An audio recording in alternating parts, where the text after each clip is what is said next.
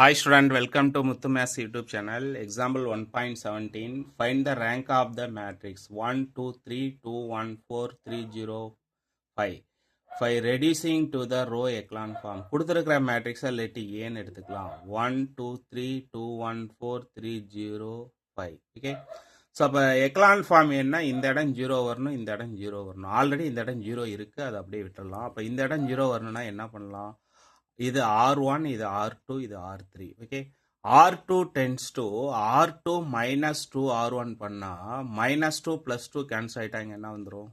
0 வந்துடும். ஓகே, அதே மாதிரி இந்த இடம் 0 பண்ணோமா, என்ன பண்ணால் 0 வரும்? R3 tends to R3 minus 3 R1 பண்ணா என்னாகும்? 3 minus 3 0 ஆகிடும். ஓகே, இப்போ இந்த இடம் 0 வந்துருச்சு, இந்த இடம் 0 வந்துருச்சு. அடுத்தது இந்த இடம் 0 பண்ணணும் இல்லையா? அப்போ அதை என்ன பண்ணலாம்? R3 tends to R3 minus 2 R2 பண்ணுறோம். ஓகே, அப்போ என்ன ஆகும்? ப்ளஸ் 6 மைனஸ் 6 0 ஆகிடும். இப்போ இந்த இடம் 0 ஆகிடும். அப்போ it is in echelon form. It has 2 non-zero rows. அப்போ நம்பர் ஆஃப் non-zero rows எவ்வளோ இருக்குது? 1, 2. எத்தனை non-zero rows இருக்கோ அத்தனை ரேங்க். அப்போ rank of A is equal to 2. Thank you.